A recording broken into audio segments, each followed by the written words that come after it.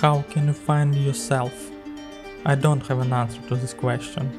And it's pointless to look for it on the internet, because everyone has their own way.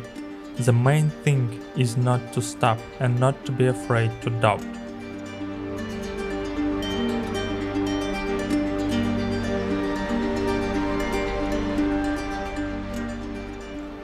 My way of searching for myself is traveling.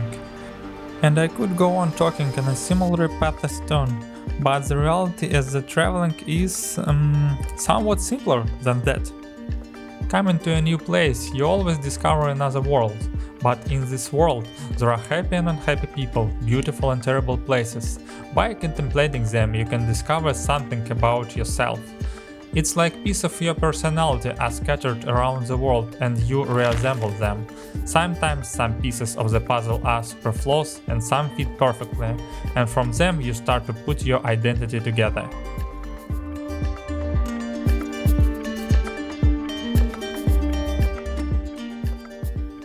So traveling for me has become a method of finding myself. And perhaps now you might expect me to tell you that I quit my job and started traveling the world, but my way is more pragmatic and utilitarian. First, I'm a regular person who works a 5-day job and gets a paycheck.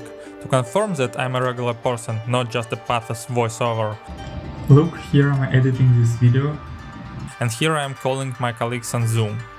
Second, living a life of constant travel imposes a lot of inconveniences. All the romanticism of traveling goes away the moment you have to keep track of airline tickets, booked hotels, and lack of proper drinking water every day.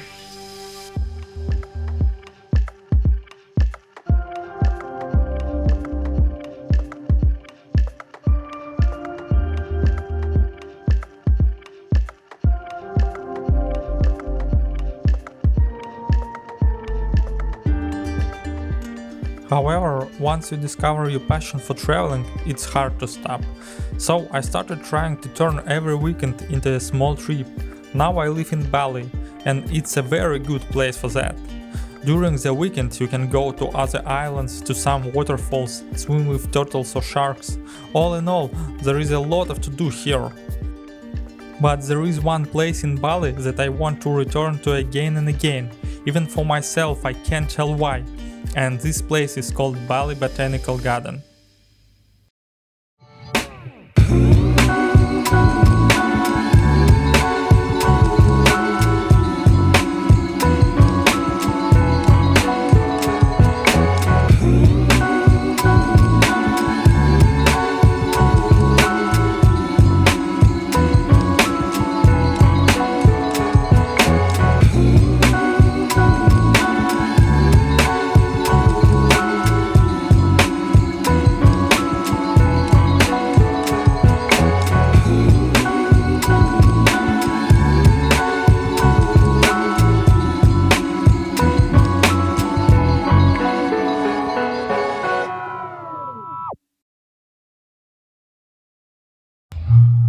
How to combine these two parts?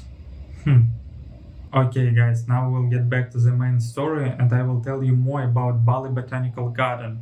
And I will try to explain to you how the journey to this park can be more important to you than a big trip to Rome or New York. The road to the park itself is so beautiful. My wife and me go there by bike. From Ubud I advise you not to take the main road but smaller paths. You will see endless tropics, beautiful local architecture and rice fields.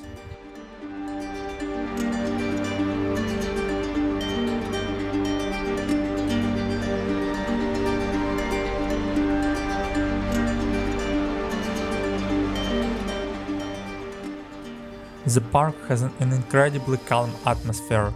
You don't want to rush anywhere, just walk and contemplate the beautiful nature, which allows you to immerse yourself in your thoughts. Huge trees that have stood here before you, and they will stand after your children's children. They are covered in moss, which gives them a mysterious feel, bamboo swaying in the wind, people rarely passing by. All this creates an ineffable, mysterious and peaceful atmosphere.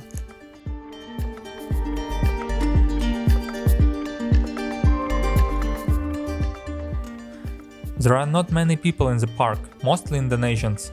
Locals usually come here for picnics, which we did. At the top point of the park there is a huge green meadow that overlooks the lake. Sitting on this meadow you can spend a long time watching happy Indonesian children and people who have come to relax. And the nature, which is very changeable here. In 10 minutes the weather can change from the rain to sun and back again.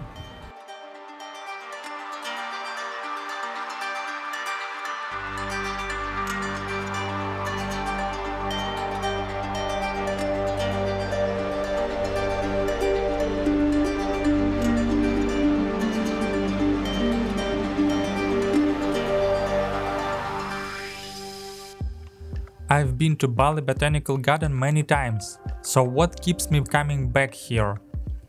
Frankly, I can't answer to that, although that's what I created the video for. Every trip to Bali Botanical is like a little journey. Yes, I've lived it more than once, but the park has an incredible calm and peaceful vibe. It's like it creates the mystery of the place for you every time, and this is where you realize that traveling is just a one path in the search for yourself. A new place is just a trigger to bring out what is already inside of you. And sometimes you don't need to travel thousands of kilometers, build complicated routes and see something unique, but just lay down in a park on a green meadow among mossy trees. And you can feel harmony.